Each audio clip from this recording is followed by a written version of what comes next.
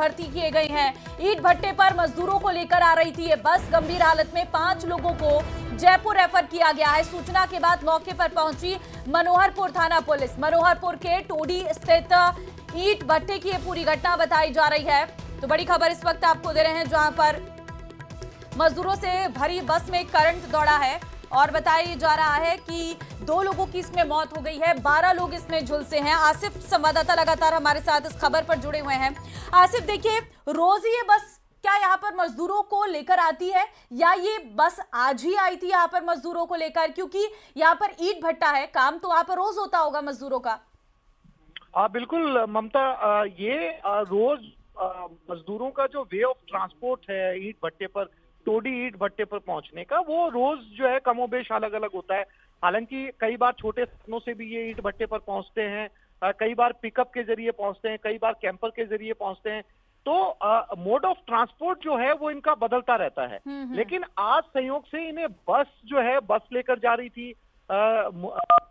ये जो है लगभग वीडियो कोच जैसी बस है, डबल कोच, डबल फ्लोर जैसी बस नजर आ रही है तस्वीरों के अंदर। इनके अंदर इन मजदूरों को ले जाया जा रहा था और एक जो हाई टेंशन की लाइन थी जो कि नीचे झुकी हुई थी, जिसको टाइट करने के लिए, जिसे ठीक करने के लिए गांव वालों ने विद्युत विभाग को बोला हुआ था, वो लाइन ठीक नहीं की गई। ऊपर से बस की हाइट ज्यादा थी और ये जो बस है ये ईंट भट्टे की तरफ जाते हुए इस हाई टेंशन लाइन को छू जाती है, जिसकी वजह से 2 मजदूरों की मौत हो जाती है। 5 मजदूरों को जो है वो हॉस्पिटल रेफर किया जा रहा है। तो कुल मिलाकर इस समय जो है ये दुर्घटना होती है शाहपुरा के पास में, जयपुर दिल्ली हाईवे के ऊपर। ईंट भट्टे में काम करने वाले ये मजदूर थे। मनोहरपुरा थाना पुलिस जो है मौके पर पहुंच चुकी है।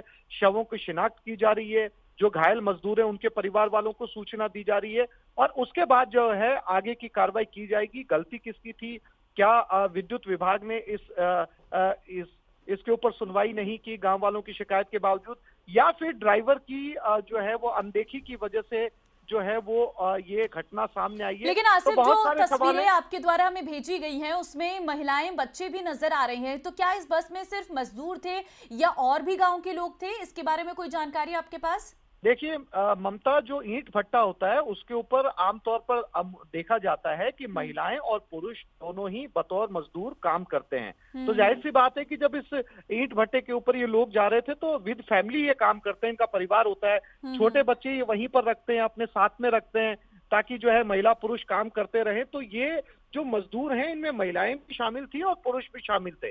तो अब ये सवाल ये उठता है कि इसके बाद में पुलिस जो है वो एक्शन क्या लेगी, क्योंकि जो जानकारी हमें मिल रही है उसके मुताबिक गांव वालों ने हाई टेंशन लाइन को लेकर जो है विद्युत विभाग को सूचना दी। ठीक है आसिफ, मैं लौटती हूँ आपके पास। मनीष इस वक्त विधायक स्थानीय हमारे साथ फोन लाइन पर है। मनीष जी, धन्यवाद समय देने के लिए। लेकिन आपसे मैं जानना चाहूंगी इस पूरे घटना के बारे में। जी नमस्कार जी। ये हमारे मनोहरपुर में जो कोई ईंट भट्टे पर कोई श्रमिक आ रहे थे और उनकी बस में जो 11,000 केवी जो लाइन जारी थी उसके टच होने से आग लगी है। अब सूचना ये भी है कि जो बस पर था, बस पर कोई एक्स्ट्रा सामान, बाइक वगैरह भी रखी थी। अब उसके कारण तो क्या रहे, किस वजह से रहा, लेकिन लाइन टच हुई है और उसमें 2 लोगों की अभी तक मौत होने की खबर है और जो बाकी जो सीरियस है उनको रेफर किया गया है। लेकिन हाँ, घटना बड़ी गंभीर है और किस तरीके से, क्योंकि शायद ये बात भी सही है, मैं आपकी बात सुन रहा था कि विद्युत विभाग की लाइन थी और उसकी वजह से ये घटना हुई है। तो एक बार जब तक जानकारी सामने नहीं आ जाती, क्योंकि किस वजह से, ये बात तय है कि वो लाइन टच हुई है और वहां पर सब लोग, वैसे आग पर काबू पा लिया गया है, सारे अधिकारी वगैरह सब को निर्देशित भी कर दिया गया था समय पर। लेकिन अब जो सारी चीजें हैं, अगर बस में ऊपर कोई सामान रखा हुआ था, क्या था, लेकिन हाँ कहीं ना कहीं विद्युत विभाग की भी इसमें नेग्लिजेंसी है। जो तार वगैरह, जो वायर है जो बिजली विभाग के, वो जो पोल से पोल, वो भी थोड़ा अगर हो सकता है नीचे हो। कई सारी चीजें हैं जिनकी जांच होने के बाद ही पता लगेगा। लेकिन आपसे मैं ये भी जानना चाहूंगी, इसमें कितने लोग मौजूद थे और कितनों की मौत हुई है, घायल कितने हैं, आपके पास क्या अपडेट पहुंचा है? मेरे पास जो जानकारी, उसमें 2 लोगों की मृत्यु अभी हुई है जो हमारे शाहपुरा उप जिला अस्पताल में जिनको लेकर के गए थे। कुछ और लोगों को लेकर के गए, जिनमें से 2 लोग ज्यादा गंभीर थे, उनको रेफर किया गया है। बाकी 6-7 लोग हैं, 6-7-8 लोग वहीं पर हॉस्पिटल में है जिनका प्राथमिक उपचार चल रहा है। लेकिन हाँ, 2 लोगों की मृत्यु की सूचना मुझे वहाँ उप जिला अस्पताल से आई है। मनीष जी, जैसे हमारे संवाददाताओं की तरफ से हमें बताया गया कि तार बहुत नीचे हैं, जिससे शिकायत ग्रामीणों ने कई बार की गई, लेकिन ये विद्युत विभाग की अपने आप में बड़ी लापरवाही है कि शिकायतों के बाद भी अगर इस पर ध्यान नहीं दिया जा रहा है तो। मैंने कई बार इस बात को विधानसभा में भी उठाया कि तार जो बता रहे हैं कि नीचे है, ये हर जगह की, हर गांव, हर ढाणी, हर कस्बे की स्थिति है। और विद्युत विभाग की इतनी बड़ी नेग्लिजेंसी है इस मामले में, मैंने कई बार विधानसभा सदन में भी इस बात को उठाया है। और जो लाइन शिफ्टिंग की बात भी है, वो विद्युत विभाग बड़े बड़े एस्टीमेट बनाती है, जिस वजह से ग्रामीण इस प्रकार का काम लाइन हटवाने का करवा नहीं पाते।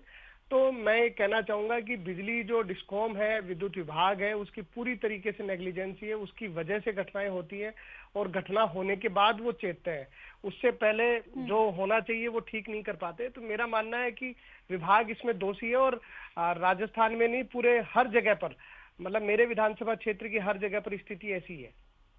ठीक है, क्या कभी इसको लेकर आपकी तरफ से विद्युत विभाग से सवाल नहीं किए गए? क्योंकि अगर ऐसा है तो इन्हें समय रहते सही करने की बहुत आवश्यकता है। और अगर आपकी तरफ से कहा गया विधानसभा में भी इस बारे में बात उठाई है, बात रखी है और बार बार ये कहा है कि जो एस्टीमेट आप बनाते हो, एक तो बहुत बड़ा बनाते हो, जो भी किसान है, जो भी आम व्यक्ति है, वो उसको वहन नहीं कर पाता। और विभाग की इतनी बड़ी दादागिरी है कि हर जगह पर आप देखेंगे कि ये इस प्रकार की जो बातें करते हैं कि हमारी चीजें ठीक है, लेकिन ये कहीं ना कहीं इनकी नेग्लिजेंसी सामने आती है। ठीक है, धन्यवाद हमारे साथ जुड़ने के लिए मनीष जी और अपनी बात रखने के लिए। तो ये थे मनीष यादव, विधायक शाहपुरा से, जिनके द्वारा बताया गया कि ये विद्युत विभाग की अपने आप में बड़ी लापरवाही है, जिसके खिलाफ वो पहले भी आवाज उठा चुके हैं, लेकिन अभी तक इस पर ध्यान नहीं दिया गया। आसिफ लगातार हमारे साथ, हमारे संवाददाता बने हुए हैं। आसिफ, देखिए, विधायक जी तो साफ कह रहे हैं कि विद्युत विभाग की लापरवाही है, कई बार शिकायतें आई हैं, गांव ढाणियों का सबका हाल यही है। बिल्कुल ममता, आपने ठीक कहा। आप खुद इस बात से अंदाजा लगा सकती हैं, जब विधायक उस क्षेत्र के खुद को इतना बेबस महसूस कर रहे हैं कि खुद उन्होंने कहा न्यूज़ 18 राजस्थान से कि विधानसभा में वो in line, high tension line का मुद्दा कई बार उठा चुके हैं, लेकिन ये लाइंस को जो है वो ठीक नहीं किया गया, जिसकी वजह से ये लाइन छूलती रहती हैं और नीचे से गुजर रहे वाहनों से अक्सर ये लाइन छू जाती है, जिसकी वजह से ऐसी तस्वीरें सामने आती हैं, ऐसे बड़े हादसे होते हैं। लेकिन ममता, यहाँ पर देखने वाली बात ये भी है कि ड्राइवर को क्लीन चिट नहीं दी जा सकती। अगर विद्युत विभाग की इसमें गलती है तो कहीं ना कहीं थोड़ी जिम्मेदारी इस ड्राइवर की भी बनती है। जब ड्राइवर को ये पता है कि सामने लाइन झूल रही है, हवा में नीचे लटक रही है, तो ऐसे समय में उसे वहां से बस नहीं निकालनी चाहिए, या फिर जो प्रिकॉशन वहां पर लिया जाना है वो प्रिकॉशन लिया जाना चाहिए। तो ऐसे में जो है वो एक घटना है जयपुर के शाहपुरा में 31 अक्टूबर 2017 को एक ट्रांसफार्मर फटने की भी घटना हुई थी, जिसमें 5 लोगों की मौत हो गई थी और 22 लोग घायल हुए थे। ये हादसा शादी समारोह के दौरान हुआ था और इसमें ट्रांसफार्मर के तेज धमाके के कारण कई लोग झुलस गए थे। इसी जो घटना, मतलब मैंने जैसे 2017 की जो घटना बताई, वैसी ही ये घटना जो है वो आपको 2025 में भी देखने को मिल रही है। विधायक मनीष यादव ने भी अपनी बात दोहराई कि ये लापरवाही विद्युत विभाग की तो है ही, साथ ही साथ ड्राइवर को भी अगर सामने नजर आ रहे हैं कि वायर झूल रहे हैं, हवा में हाई टेंशन के तार जो है वो लटक रहे हैं, तो या तो उसे बस को रोकना चाहिए, रूट चेंज करना चाहिए, या फिर सवारियों को वहां से, जो पैसेंजर है उनको वहां से उतारना चाहिए। तो गलती दोनों तरफ से जो है वो सामने आ रही है। अब सवाल ये है कि प्राथमिकता प्रशासन की, सबसे पहले तमाम अधिकारी प्रशासन के वहां पर पहुंचे हुए हैं, उनकी प्राथमिकता ये है कि सभी मजदूर कहाँ कहाँ के रहने वाले हैं, उनके परिवार वालों को सूचना दी जाए, जो मृतक है उनकी शिनाख्त की जाए, उनके परिवार को सूचना दी जाए और फिर जो है वो आगे की कार्रवाई जो है उसको अंजाम दिया जाए। ममता, बिल्कुल आसिफ, बहुत सी चीजें हैं लेकिन लापरवाही यहाँ पर भारी है। अब जिस तरीके से आपने वीडियो में भेजी है, ये साफ नजर आ रहा है कि ये रास्ता थोड़ा खतरा हो सकता है, क्योंकि बस के ऊपर सामान भी लदा हुआ है। ऐसा नहीं है कि बस के ऊपर सामान नहीं है, भले ही बस लंबी है, बड़ी है, लेकिन उसके ऊपर से सामान होना और सामान के ऊपर से तारों का जाना, यही कहीं ना कहीं वजह रही कि बस में आगे से आग लग गई। बिल्कुल ममता, ये बस जो तस्वीरों में नजर आ रही है ये अपने आप में परिवहन नियमों का उल्लंघन कर रही है। साफ तौर पर राजस्थान परिवहन निगम का कहना है कि बसों के ऊपर जो है वो कैरियर नहीं हो सकते। सारी पूरे प्रदेश के अंदर मुहिम चलाई जा रही है जहां बसों के ऊपर से कैरियर हटाए जाए। लेकिन आप इस बस की तस्वीर को देखकर अंदाजा लगा सकते हैं कि इसमें ना केवल कैरियर लगा हुआ है बल्कि उसके ऊपर सामान भी लदा हुआ है, यानी कि लोडिंग इसमें ज्यादा है। और ये जो कैरियर के ऊपर सामान लदा हुआ है यही वो कारण है जिसकी वजह से इस बस में आग लगी, क्योंकि ये जो लदा हुआ सामान है यही हाई टेंशन लाइन को छूता है, जिसकी वजह से इस बस में आग लगती है, धुआं निकलता है और मौके पर ही 2 मजदूरों की मौत हो जाती है। तो ये पूरी घटना अपने आप में कई विभागों की लापरवाही उजागर कर दी है, चाहे इसमें विद्युत विभाग हो, चाहे इसमें परिवहन विभाग हो या फिर ड्राइवर की गलती हो। यहाँ पर सारी गलतियां मिलकर जो है 2 मौतों के रूप में सामने आ रही है और कई मजदूर जो है वो झुलस गए जिन्हें हॉस्पिटल रेफर किया गया है। जो मनीष वहां के विधायक